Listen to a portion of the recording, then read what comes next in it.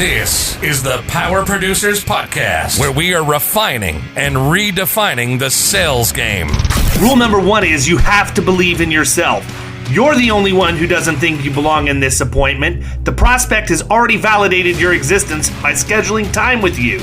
Get it through your head you belong here, go in there, crush it, and close the deal. A place where sales professionals can come to learn from other sales professionals and thought leaders that have mastered their craft. The difference between a good salesperson and a best-in-class salesperson is only 2 minutes.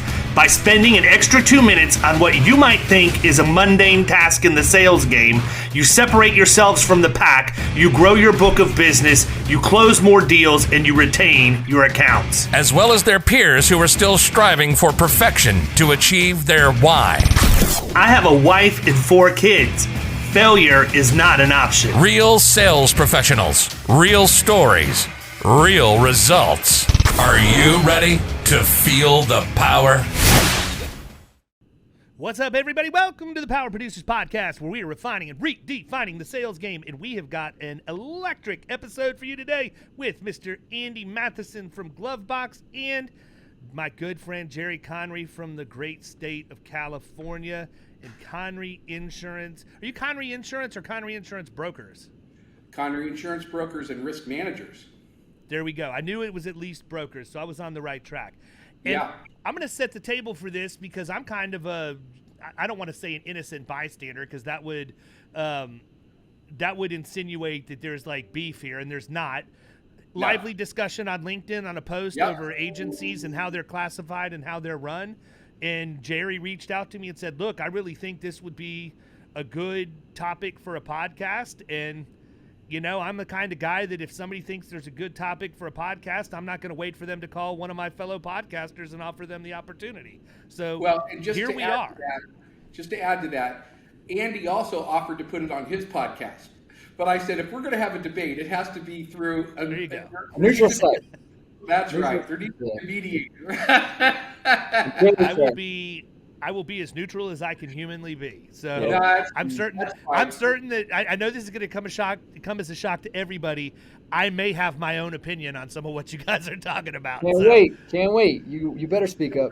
I love it. The whole idea here is it's not that there's a right or wrong answer. It's that opinion is opinion. And it's important to make sure that whether it's the words that are expressed, it's the why behind the words, and there may be a lot that Andy has to share that I'm going to agree with. It's just the way he said it, I had some disagreement with, and it started a little bit of our own little bit of, I don't know, there was 50 or 60 people who commented and stuff, so it had a little bit of energy, and I thought it would be a good debate. So let's talk about it. Yeah, why don't you set the table, Andy? You're the one who was the original. I'm pointing fingers already. But it was your post, right? I mean, right. As you typically do, you throw stuff out there to get people engaged in conversation. Yeah. That's what happened. But just to sort of lay out what the topic was that sort of took off. Yeah, absolutely. I mean, the past couple months I've been trying this new theme where every Tuesday I have kind of this Hot Take Tuesday. I typically come up with a topic that I feel like could have some legs to it, or just kind of some weight on each side of the table here. So for this particular conversation in this episode, it was all revolving around what type of insurance agency are you? I talk to hundreds of agencies a year. I owned one myself alongside my brother and my dad, dating back 3 years ago. I did that for 8 years. So I've been in the trenches, understand kind of what our organization, how we operated, and then kind of the understanding of where other agencies fall. But the premise of the LinkedIn post was there are 2 types of insurance agencies. There are sales organizations, and then there are service organizations. And it's truly honing in on the actual mentality stemming from the top down of how that organization is run.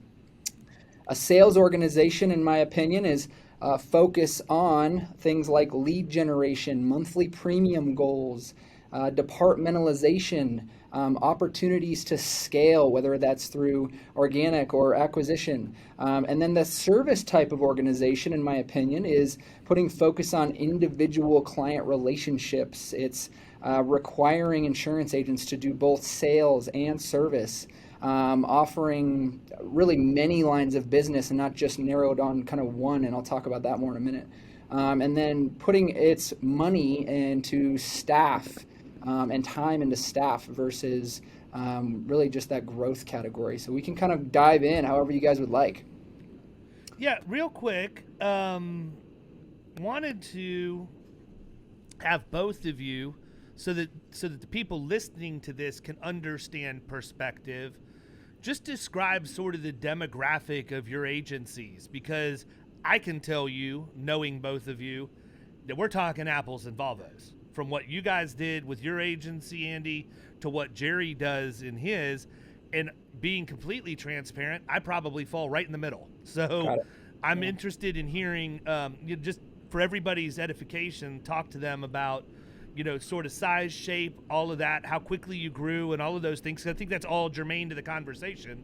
And then I would like for Jerry to do the same, and then let's have at it. Let's talk about what our thoughts are around the topic. That's completely fair. I'm glad you actually asked that, because it sets the tone for kind of where we fall in that perspective. My agency, which I no longer own, we sold in 2019, but we were a pretty large agency of $100 million in premium. We grew to that size. We were 98% personal lines. So obviously that's a very specific and niche line of business. We honed in on the standard market. We were looking for your Joe Schmoes with homes and cars, right? So we didn't want the non-standard autos. We didn't want the monoline homes. We're looking for package business, and that's how we operated. We were very departmentalized. We had our salespeople sell, our service people service, and our marketing people lead gen. And so that was what worked well for us. I think that's why the mentality of kind of the sales-led organization, that mentality is kind of where I fall on that side.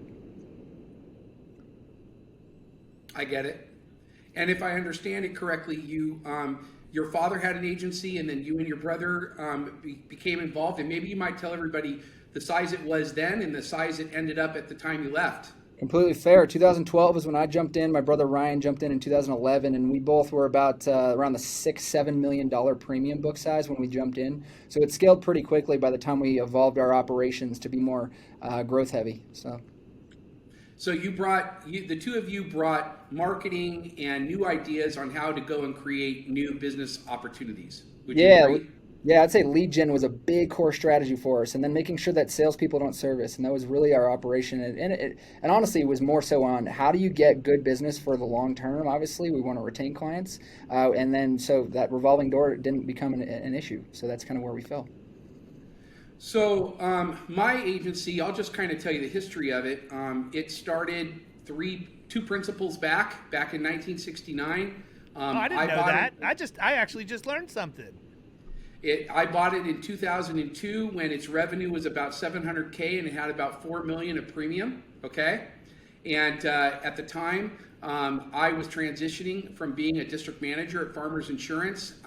Prior to that, I was a pretty heavy hitter as an agent at Farmers, and I did 5 years of district management and just actually got fired. And why? Well, because I'm too independent and you can't tell me what to do. Especially when I know I'm right, and that's the problem, is that I'm too principled. Bought the agency in 2002. It had all the right appointments. It just didn't have all the right people and all the right processes. We brought the right people and process together. 2022, 20 years later, the agency is just shy of 20 million in premium. It's doing just at 3 million in revenue. We employ 16 people, and it is 67% commercial and 33% personal lines. And even when it comes to benefits, we divide them between personal and commercial depending on who's the named insured. But if I was to break it up into the three, the benefits and financial services would be about 6 to 7%. And that's all on revenue basis, not premium. I don't measure premium at all. I tell people all the time, you can't pay payroll with premium. I mean, you can, but you're going to get in some trouble for it. But right. Agreed. So we are probably a more traditional based agency. And so when you had put out your article, you had said you're either sales or service, and I had said, well, I disagree. And again, it's listening to you, I don't disagree with a damn thing you said, when you qualify what you're saying here on this conversation, which I knew it's going to happen when we got on this, but I think it's important. It's because you have an exceptional moderator, Jerry, who made sure that those bases were covered. That's the reason. That's the reason. Thank God for that. You know, I mean, what I love about this, let me say two things. I want to just comment, all right? I've been around a long time. I'm in my silver years now, right? That more is behind me than is in front of me. So as I start to look at the last few legs of my career, I'm getting to the point now where I'm starting to share ideas, share concepts, share why I do things the way I do them. And once in a while, I'll call out people and say, hey, I think you're thinking about this the wrong way. I don't do it to put them down. I do it to build them up because I actually care. I care about this industry just like both of you do. I listened to what you had to say at BrainShare. I've listened to David, and David and I have cajoled each other for the last 2 years. I love the guy. I'll never be David. I'm not as flamboyant or, and I don't have the creativity he does. I'm a grinder, but the reality is that this business requires both sales and service. But I note this. Those people who think they differentiate through service need to understand that service is like air in the room. No one takes a deep breath in a room and says, oh, the air is awesome. They just die when it lacks. And agencies that don't provide proper service will just die on the vine if they don't provide the proper service. So when they try to compare themselves to people who provide good service, all they're doing is getting a checkbox. There is no plus or minus. It's a pass or fail. And anybody who thinks there's an A through F in service is absolutely wrong. If you set your client up, the best brands in the business are people who actually do what they say they will. You have to be a promise keeper, not just a promise maker. And the process of service is the keeping of promises that were made at the time of the sale, when the relationship was began. And so that was what I was trying to say in my communication to you, Andy. And when I saw it going back and forth, and I saw others chiming in, I thought, hey, there's something here. Yeah. Let's talk about this deeper and let's get more into this. But I think that truly there's not two sides to this. I just think it's nuance and it needed to be discussed.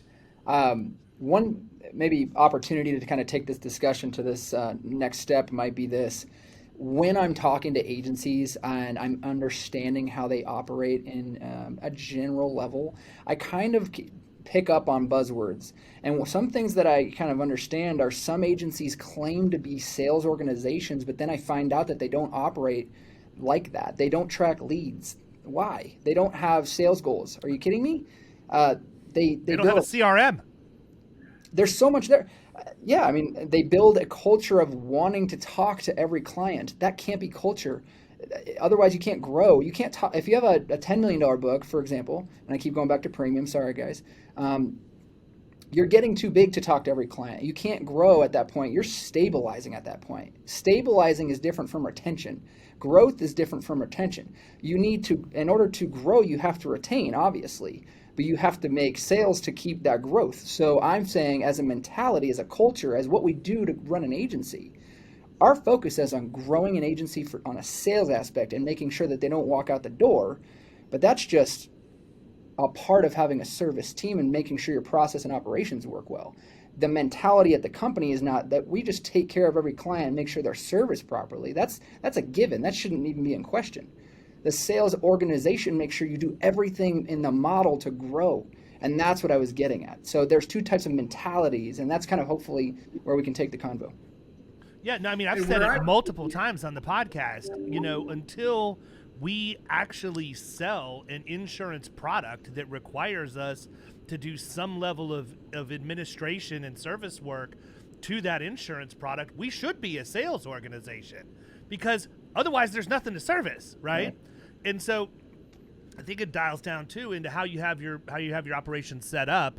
Obviously, I think you can have a service intensive sales culture if there's such a thing. And here's what I mean by that. I mean that if you have a sales culture, everybody in your operation is invested in the growth of the business. So your service people know that their role to grow business is to service the living daylights out of what they're servicing so that you're not losing it and the producers are just building on a base that's not eroding out from underneath you because you're not servicing your accounts and you lose them. So I think that you can have a service department or a service team in your agency that is growth minded, but they understand in order for the agency to grow, they have to be service minded first to take care of people because that's their role in the growth organization. That's how we run, period.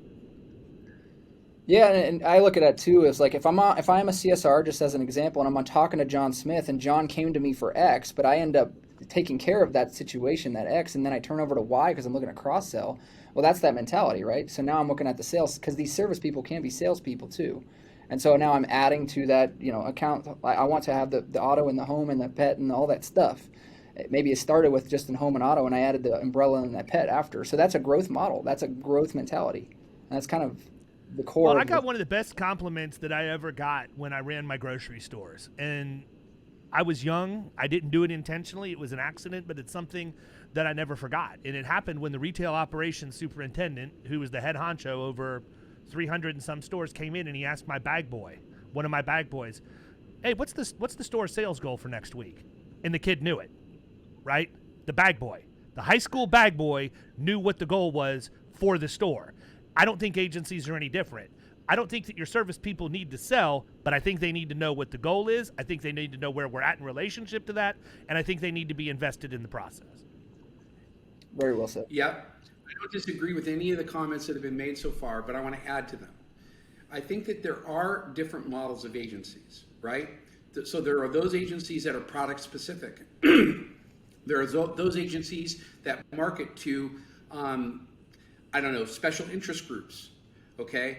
Then there's generalist agencies, okay? I would consider myself a generalist agency in that we have both personal and commercial, and that we don't deep dive deeply in any one vertical, okay? We're limited by who we know and who we're introduced to. The big difference in my operation and others, I'm not going to compare. I don't have $100 million in premium. I wouldn't even know how to manage a $100 million premium agency. It's not anything that I have any interest in doing.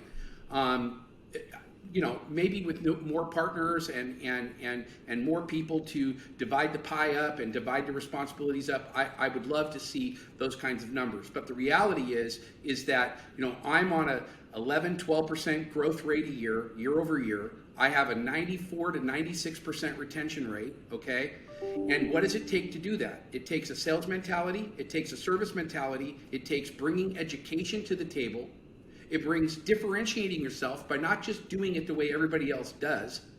We are not a peddling agency. Most high growth agencies are peddling agencies. They peddle insurance. And what they do is they grow PIF, policies, revenue. That's their measures, and they measure in different ways. Some are units. Policies are everything to a carrier because PIF is what gets them their payroll. That's how that works. But in the world of agencies, it should all be based on revenue.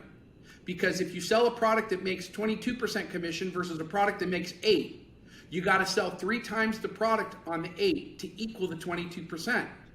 And so the sales number doesn't matter anymore. The premium number doesn't matter anymore.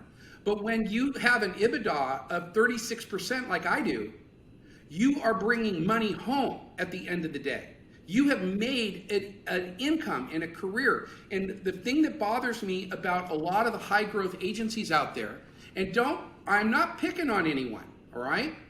But we are not in the business to make lead generation companies successful. We're in the business of selling insurance. But if 40% of our revenue is going towards the creation of the next opportunity for a sale, I don't get it. Not unless you are looking to build a business that you're just trying to sell off, okay? Then it might make sense because you're trading operating profit for enterprise growth value, okay? And I get that if that's your game plan. And for younger people, if I was in my 30s, I might be looking at how I could sell this in 5 years and move on to my next thing, because that seems to be what everybody was taught in college. But when I was taught in college, it was all about building a brand and building a process and having people recognize you. And let me just ask me, what percent of my revenue is spent on marketing? Hey, Jerry, what I'm gonna percent of guess your less than- revenue is spent on marketing? I'm gonna guess. Hold on, let me guess. I'm gonna guess that Go ahead. it's probably, it's not more than 2%. It may not even be more than 1%, but It's not. okay. So there you go. Yep. We spend between $30,000 and $40,000 a year on marketing, okay? And that marketing expenses includes everything, including website development, management of that, all of that stuff. Why? Because 4 out of 5 clients of this agency are referral based. 4 out of 5. So when you change your model to a model in which you're not relying on leads and quoting in order to grow, but relying on referrals from customers to grow, your whole mentality and style changes. And so when your article came out, I took offense is not the right word. I paused and challenged it. You took exception. Because I thought, you took exception to it. exception, thank you. And I needed to make sure that at least this side of the table is being considered, because I'm going to tell you, the majority of agencies out there look like mine, not like yours. The majority of the agencies out there are generalist agencies that sell whatever insurance product the client needs. Now, for us, we're more selective about the clients we choose. We actually turn away business. That's where we're at now. If they don't want to follow our model, they don't want to allow us to use data analytics and risk management to differentiate, to add value to their business, to help reduce their expenses, and then use that methodology to prove that we're bringing the best value to the table, and they're not willing to give us the financial data we need and engage us in the way that we want, we don't take the business. Even if it was handed to us, we don't take it. So let me ask you a question, and this may strike you as weird for me to ask you this, but it'll make sense when I give you the follow-up. Who taught you how to be an agency principal? No one. Okay.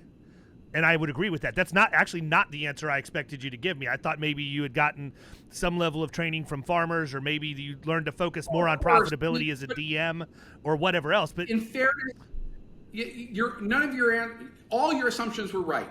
But the reason why I said the words the way I did was because I don't consider farmers agencies really the business ownership that they pretend to be. And it's the reason why I'm not there anymore. The Allstate agent, the Farmers agent, the State Farm agent, too much of that brand tells them how to operate. The only time they're independent is when they're turning in a tax return. It's the only time. Or when they want to claim that they're being treated like an employee, but they're actually not employees. To me, when I became an independent agent, I went from having a PhD in farmers to having barely a bachelor's degree in insurance. Because I went from going to having one solution for all problems to having multiple solutions for every problem. And I had to learn how to deal in an environment in which I had multiple solutions, multiple choices, and then how to bubble sort and find the best solution for the client. Most producers today, and I didn't pick on principals this time, it's producers this time, they default to the lowest price. They don't know how to argue for better value. Taking the quotient of cost over benefit, they got to figure this out. And if they aren't, they're going to get beat by the artificial intelligence that's being built right now that, I'm a little worried about, David. We go to meetings and people talk about us sharing data. I'm never going to do that. It's never going to happen, because I believe that all you're doing is basically creating a way for people to eliminate you.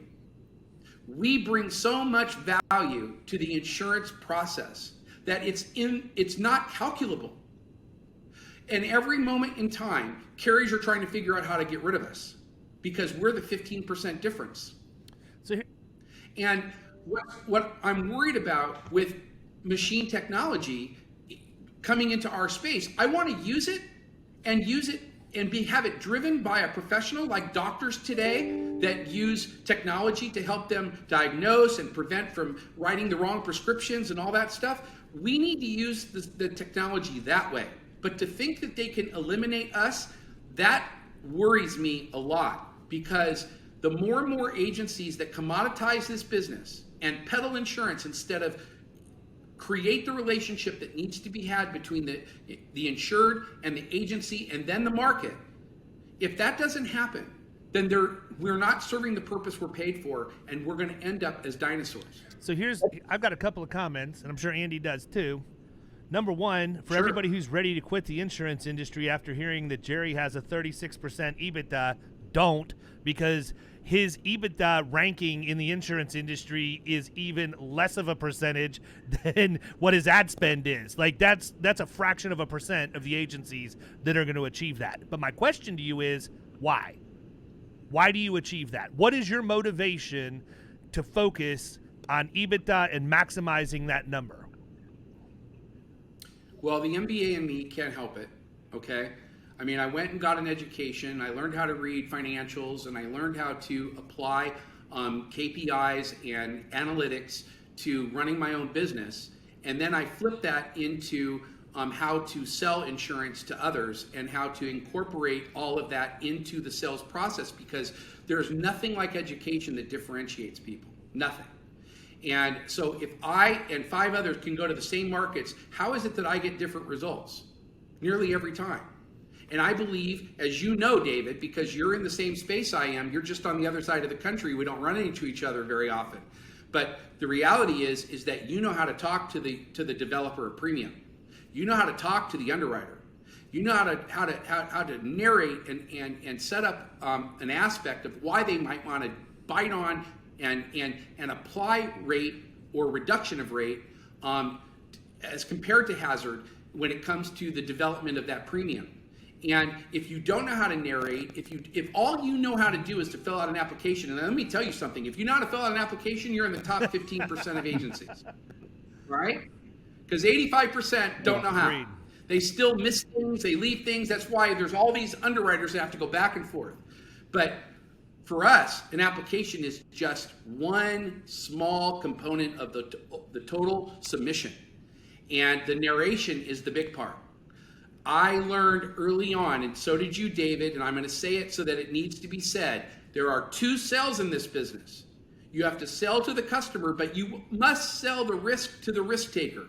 And if you don't know how to do that, you are missing half the sale in every transaction. So here's my comment. I asked the question the wrong way, which is why I'm not a lawyer. I apparently did not lead the witness appropriately. What I really wanted you to talk about and where I was trying to get you to go was why you have your agency, why you have the business, and what it's provided you. Because I think that you gave a very passionate monologue, so to speak, at BrainShare about the lifestyle that you've been given and the opportunities that you've been afforded. And I was hoping what you were going to say is, well, because I like to have nice things, take trips, and live the producer lifestyle. That's why I want to maximize my profitability so I can do more of that. And I think, honestly, in my point is this. I operate in, like, big strokes, right? I'll be on something for 3 or 4 weeks, and then I'll be off of it for a while. And I may come back around to it. I may not. But I think one of the things that we don't do a good job of indoctrinating new talent to in our industry is the producer lifestyle.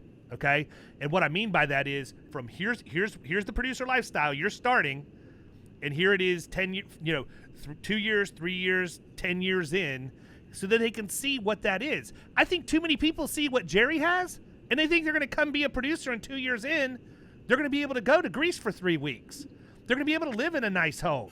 They're going to have nice cars. They're going to have real estate investments and all the other stuff that successful agents that have been doing it for decades have. It's no different than the principle of kids that are raised in this generation, or even in my generation, tried to achieve what took their parents 50 years to achieve in 25 or 30. In some cases, you may be able to get small bites of that, but you're not going to replicate 50 years worth of work in 25. You're just not going to do it because why? You might have technology. You may have grit and drive, but what you lack is the wisdom and experience that's gained over that time that helps you make the right decisions. Now, you may have parents that you've got a really great relationship with, and they're going to tell you all the stupid mistakes they made so that you don't make them and you have the opportunity to flatten that curve. But guess what? You're going to find new stupid mistakes to make that they didn't. And it's still going to take time. But I think that everybody sees all of the drippings that you can get and all the money that can be made, and they want to jump in, but they expect it to happen right away, number one. And number two, They don't understand. One of the very first things you said when we got on the call, you have to be a grinder, period. I don't care if you're using technology. I don't care if you're cold calling door to door or hitting the phones or all of the above. You have to grind on whatever segment you're focusing on. And honestly, you need to do it collectively in order to be the most successful. But I think, I wanted you to talk about that for a second because I think it's really powerful for our audience to hear about because they don't understand that. They don't get that. Well, first of all, I wasn't at that EBITA just 2 years ago. I started paying more attention to it, okay? My income has always outpaced my need at home because I'm married to a physician, for God's sakes. I already start in the highest tax bracket when I make $1 because I'm married to somebody that already makes a solid living. So part of the reason why we have what we have is because we don't have kids. We both married each other late and we brought a lot to the table before that. But why is the insurance career so great, and why do I talk about it so often and share it with people? And I talk to my friends and family, and no one ever considers insurance. And I wanted to be one since I was 15 years old. It's crazy. Why? Because the guy at State Farm over where I was riding my bike and skateboard drove the most bitchin' Cadillac Eldorado, right? The most beautiful car I've ever seen. Okay, and I asked him what he did, and he said he was a State Farm agent. And I said, what's that? And he explained it to me, and what he shared was the power of residual income. And I love my little Power Podcast t-shirt that you sent me, Dave, because it has my car on it, which I'm very passionate about. I love my car, but my license plate says renewals. That's my license plate. I've had it since forever because I recognize in this business that you have to build and maintain. If I only focused on sales, too much would be going out the back door. Not necessarily, Jerry. And at some point in time, because it's the type of client, it's appetite. Okay. It's what you're looking for. It's you set the right parameters. It's like you onboard them appropriately. I totally interrupted you. Well, this might help. Keep going because I don't disagree with what you said, but I don't know where we conflict. This might help. Keep going. Guys, when I walked into this industry, I was actually not interested in insurance. I was interested in entrepreneurship. I walked into this business knowing that it has a great business model. I'm not passionate about insurance, or at least I wasn't when I walked in. That doesn't mean when I walked out of the agency, I wasn't passionate about insurance. But when I started in the career of insurance, I was all about running a business model that's successful, that allows me to grow and live a lifestyle that I want to live. Now, I think that could be the case for my generation and below because insurance isn't sexy. And I'm in my 30s, so that might help you give some perspective kind of where I fall. But I think one thing is when we were hiring and building a team, that was just ingrained in people. If you want this lifestyle, if you want to be successful in this organization, your focus is on these operations, and these operations lead to sales, and these sales lead to growth, and these growth leads to income. So that was our mentality, and that's kind of where I'm coming from in this perspective, and that's why this ended up working out for our organization. And I've just noticed in talking to other agencies that the ones that have the operations in place that focus on sales are the ones that I can relate to and the ones I see as currently being the successful growth models. And that's really all this comes down to, is growth or stability. Okay. So when David asked me the question, the simplest answer that I could give is that I am the person who's an insurance geek. Okay. I love the elegance of insurance, of protection, how you can interweave risk management with that and all of the disciplines that come from managing risk. And I was always an insurance agent, and then I became a broker, and then I put on the hat of risk management because I started to realize that there was more to just peddling cover. And then I started to pass down to my account management team and to my other producers, I started to pass down responsibilities.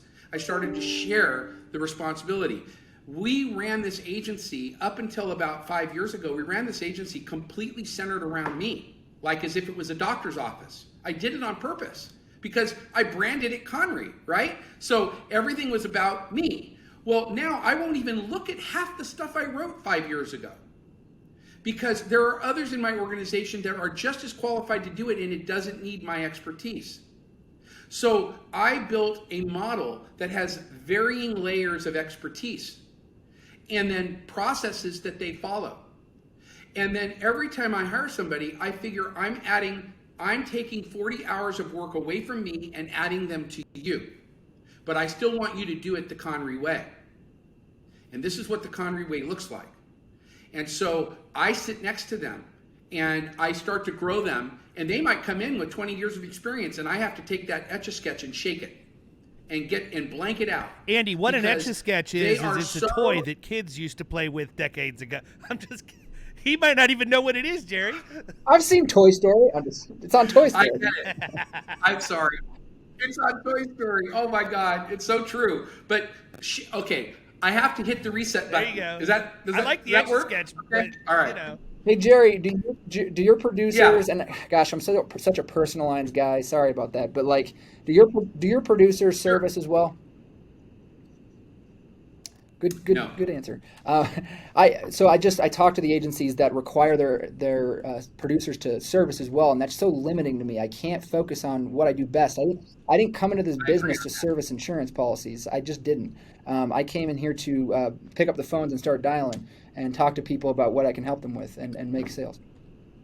Okay, but let me be clear on something. Okay, they're teamed with account management.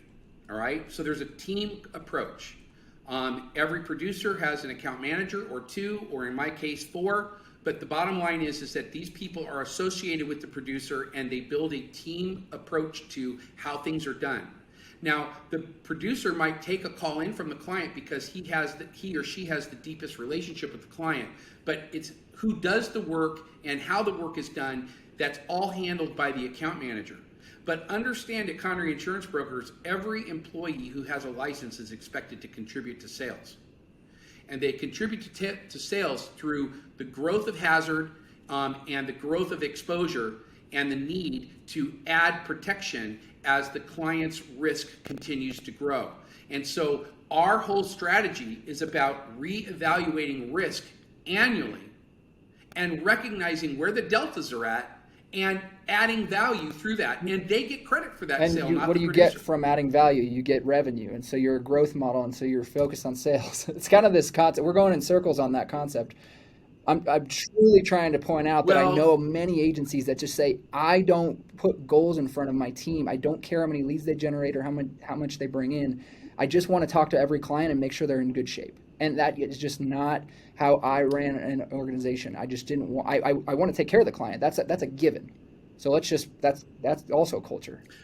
But it's not like I can't talk to every client because I'm trying to grow my business. And by the way, they don't want to talk to you. They only want to talk to you if it's something very important. So. Well, and the flip of my problem is that over the years, because people always talk to me, now they don't want to talk to the other person. They only want to talk to me, and it drags me down and it prevents me from growing, the very point you're making. How do I solve that problem? I solve it by making it clear that I'm not going to be the person who solves the problem. Onboarding, yeah. Okay? It's all about the way you onboard the client, and then it's also about what you do after the client comes on board. So when the client is on board, they've been with you for 8 months, and now they reach out to you to do a service request or something, okay? And then they keep going around the service person to get to you. The key is for you not to solve the problem. The key is for you to give it back to the person that they keep going around so that they could gain confidence. That's perfect. I like that you said that. We trained that way as well. And actually, we didn't give out personal numbers because I don't want them calling me. I want them to go to the service team. But it's okay if they feel like, hey, I did build a relationship with this person. Hey, just so you know, client, you're in great shape with my service team. That's why they're there, okay? You can call me to have fun and chat about going out for a beer or something, but I'm not going to be talking to you about your coverages or your changes because I'm not going to handle it. Well, 9 times out of 10, we're out of the office, and unless you have an elephant's memory like I do most of the time, you're not going to remember what you bound for them. You're not going to remember every single endorsement and exclusion. I mean, you will within reason, but we're not equipped on the road to enter into an agency management system and review coverage. It's ludicrous for anybody to even think that. But again, your client doesn't know the difference Why? Because agencies do not educate their clients on how to do business with them. That's why when you come into our agency, the first thing that happens is you get enrolled into a drip campaign that spreads over 2 weeks that says, this is how you do business with Florida Risk Partners. Cool. This is why they get a customized package in the mail, just like we send to our podcast guests with a full color magazine that says, these are the partner perks. This is how you do business with Florida Risk Partners. There's no excuse for any of our clients to not know how to do business with us unless they simply don't try to consume the information that we give. We get frustrated with people, and I'm bad about this. Somebody will call me and ask, we just think it's a stupid question, or why do you think I'm the person to do this? Then you have to step back and take a deep breath and say, because I never told you there was somebody else. I never told you that was the best person. So with me, it's really tough because it was me. Like, I was the guy, period. I didn't have any service people. It was me in my dining room when I started out. So my legacy accounts know me as the guy. I'm the one they're going to call. I've had to learn how to pivot and say, listen, I know you're used to doing this, but I want you to understand, it's not that I don't want to help you. I just want to give you the best person possible to help you. And that's not me. Here's who you need to talk to. I'll do this for you. If you're hell-bent on me servicing your account, I can do it. I'll be back in the office at 5:45 p.m. tonight. You need a certificate, and it's 9:30 in the morning. Here's who the best person is to meet your needs. Yep. I feel like one thing that we're talking about, but we're not really actually saying it, is just the actual operations and processes that you put in place as an agency to make sure that you're going to be able to operate the way you need and the way you need to grow. And then I think from there, it dictates the rest of the culture, right? So maybe it's the conversation around operations that we should be having, because I think the key is that culture is people, okay? Period. Who your people are is your culture.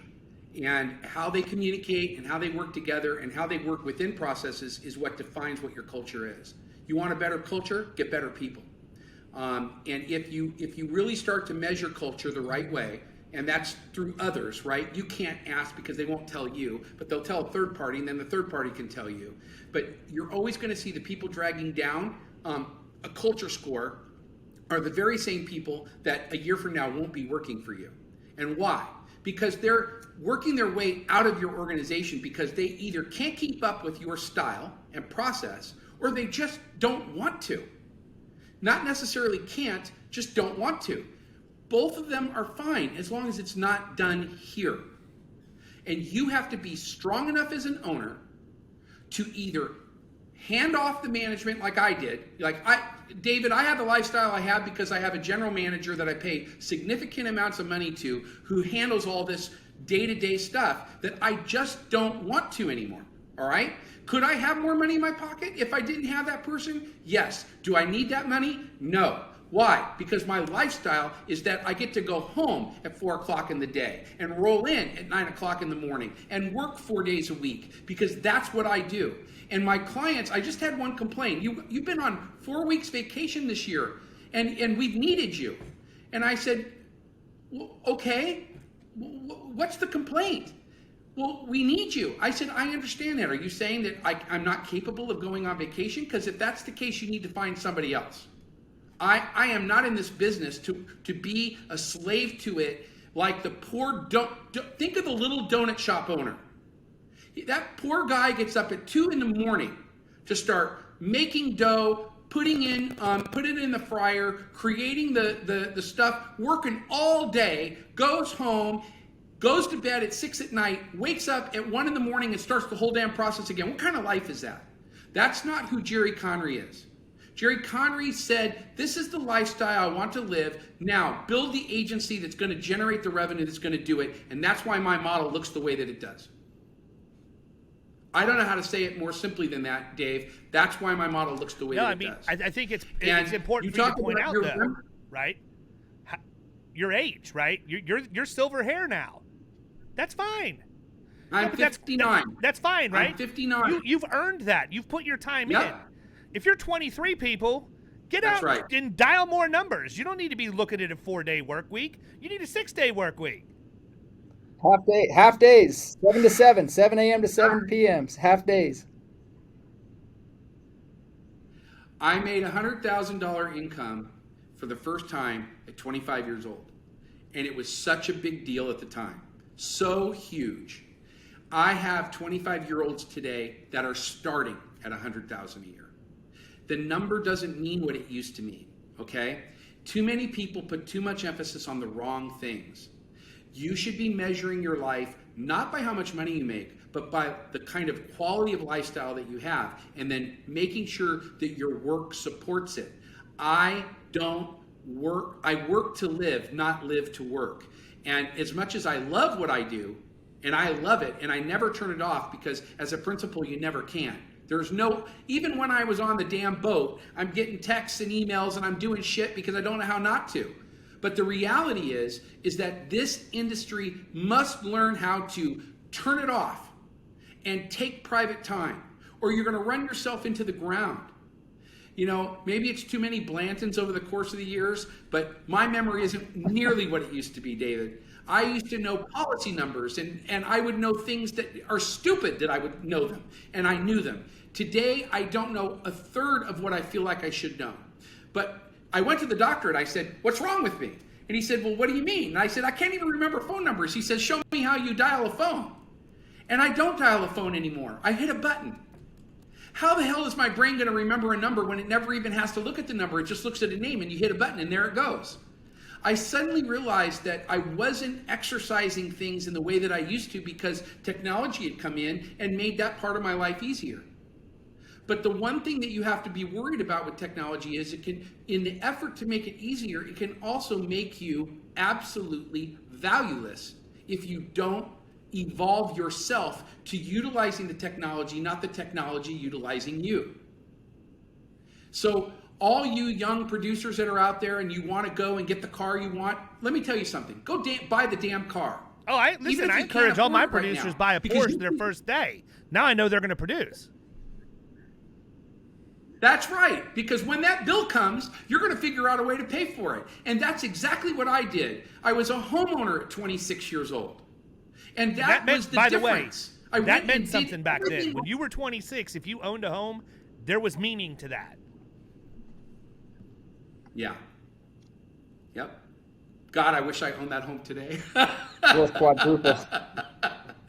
But, you know, I mean, I've traded up quite a bit, but the reality is I'd love to own each one of the homes I've always owned. I wish that I could have, you know, instead of trading in, I could have just kept. Now I can, but then I couldn't. And, you know, if you're looking at this career for the first time, or if you're considering a change into this industry, or if you're in this industry and wondering why you're not making enough money, it's your attitude. It's your education. It's your work ethic. Or it's the way you do or don't differentiate yourself. And that was my only point, Andy, is that I really believe that the way you differentiate agencies is not by calling them sales or service, but by defining what differentiates you from everybody else. And that was the point I was trying to make. I'm not sure I did. I think that the truth is that just like David said, we actually agree 97%, okay? And the reality is that you've got 3 successful people on this call right now, and they all found that success a different way.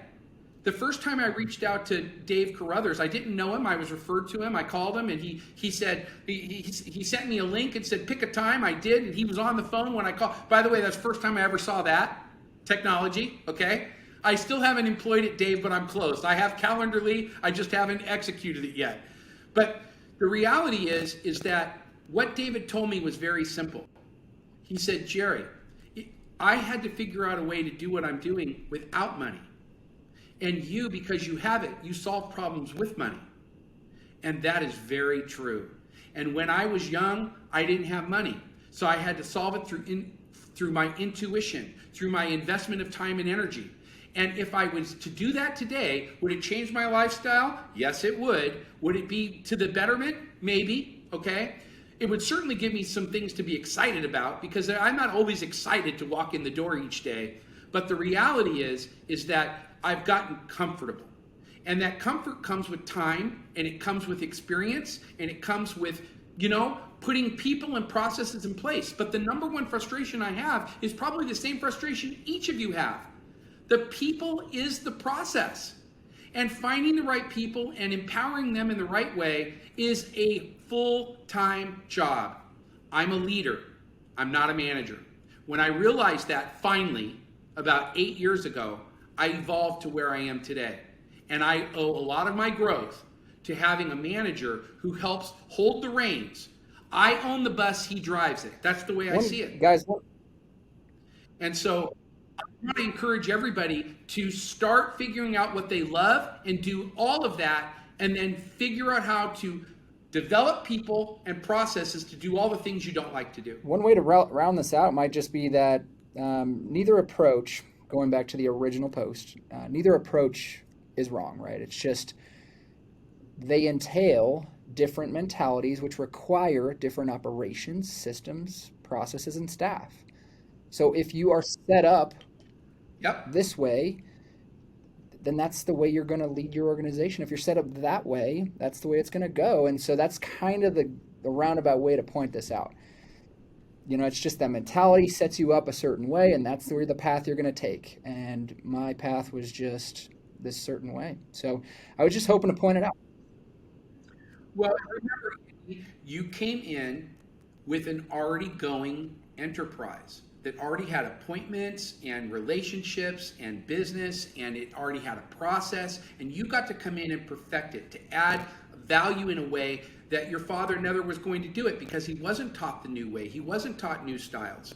You and your brother brought new things, new fresh breaths of air to an old process. Well, how do I do that when I don't have kids? I do it through the producers I hire and the promise to sell the agencies to those that are capable of running it. And so I will start to give up equity position and evolve my producers into partners when they can start to step up and run portions of the agency besides selling a policy. Because they are producers and they don't think like principals yet. They don't have that mentality because they don't have to worry about the bottom line. They just have to worry about making a sale. Well, as you and I know, there's a lot to running a business that goes beyond that. You want a good book? There's one that's 20 years old. I think I heard somebody mention it before. Michael Gerber, E-Myth, read it. It's a short read, 3 hours, maximum 3 hours to the slowest reader. But you're going to come away with ideas that are timeless. And it's going to help you understand that there are 3 hats that have to be worn by an owner, by the entrepreneur. And that's the manager, that's the entrepreneur, and it's the technician.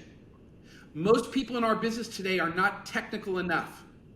They rely on other systems, processes. They're not technical enough. And the other thing they aren't is they aren't managerial enough. They're not holding themselves accountable to a certain EBITDA, to a certain profit margin, to a certain profitability with carriers, with premium you collect versus claims paid, and the quality of the business that you're writing. But when you wear those 3 hats evenly, you will have found the way to be a true entrepreneur. And with that, sky's the limit. And it doesn't matter what the product is. And we're going to wrap up with this unless Andy has any parting comments he wants to make. I want to be respectful of everybody's time. One of the reasons why I ask you who taught you how to run an agency is because that is a huge gap that we have. If you think about it, who are the people that end up running agencies? If it's not the firstborn child of the agency principal who's following in mom or dad's footsteps, then maybe you've got a perpetuation plan for a producer to come in and do it. But that hinges on one thing. Guys like Jerry sharing their information, sharing what they've learned, sharing the footsteps that they've walked into. I made the comment before about people our age, the younger generation trying to achieve what the parents took their parents 50 years, they want to do in 25. The problem that we have is a lack of collaboration in general, okay? You could have the Jerrys of the world that are sitting as the owners of their operation with all kinds of knowledge stored in their heads, but they don't want to share. And you heard it from him himself. It wasn't until the last couple of years that he's like, look, I'm a little silver in the hair. I've got to share and collaborate in order to be able to pass this information on. That's what's going to make the industry a better place, right? But most of the time, who do you have running an agency? A producer that got pissed off where they were. All they know how to do is sell. They don't know how to run a business. They don't even know how to read the financial statement. They think you have to have a financial statement in order to get a quote for professional liability or management liability because the underwriter asked for it. But they don't even know the difference between, having wealth on an income statement and having wealth on a balance sheet. We need that.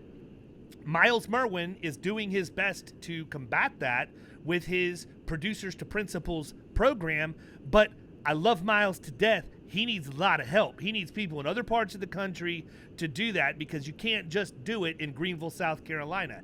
And I think that that's going to be the next shift that our industry needs to see, is the opening of minds of agency principals and understanding you're going to have to share this stuff with the people that are coming behind you. You can't just expect to walk out the door one day, leave the keys to the kingdom, and hope for the best. You're setting your team up for failure, because there are things that are valuable that Jerry knows. Look, the guy's running a great business if he can take 4 weeks of vacation, have 4-day work weeks, drive nice cars. Like I said, that's all fine and good.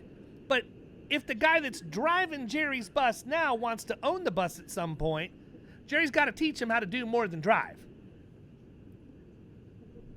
It's kind of a learned experience too, but because as you, it is. I mean, look, I have it going. I have a leg up because I've had total P&L responsibility in some way, shape, or form since I was 21 years old. So I can run a business by report with no problem at all. If you give me the income statement, the balance sheet, you want me to write the budget and manage to the budget, I can do that. Do I like to? No, I hate it. I like to sell. Even when I had my grocery stores, I ran the #1 profit store in the entire company, okay? But I didn't care. I wanted to see what my week over week, year over year sales increases were. That's always been what's driven me. So, yes, it's really important for me to have profitable business, but that's the end result. I still like the front end of the deal, and I like to go out and generate new opportunities. So, you're closing this out, Jerry. David, you're closing this out. I want to I'm going to close you guys out, all right? Since I know who listens to your podcast, I want to share this. There's a lot of shiny objects out there. There's a lot of people out there purporting to be experts and who are a lot of sizzle, but not a whole lot of steak. I think that there needs to be balance. You look at somebody like David, and he brings proven processes and then shares his process with you. But there's others that are out there that are creating podcasts and doing all these other things, but what are they really doing? They're really just self-promoting.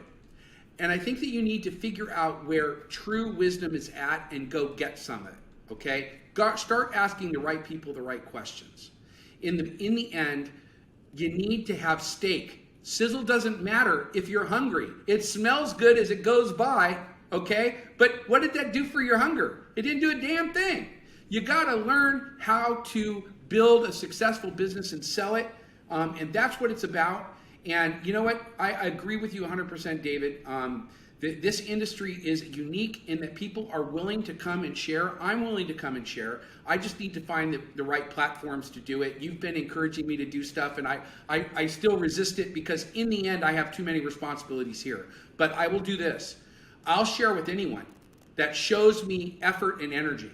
I'm just not going to waste my time because I don't have enough of it. I've told you how limited it is. But I will do it with anybody out there that's frustrated with something. And I am sure that you do the same thing, Andy. And that's why I love your little podcast too. And yes, in the last 4 months, I've learned how to find podcasts and listen to them.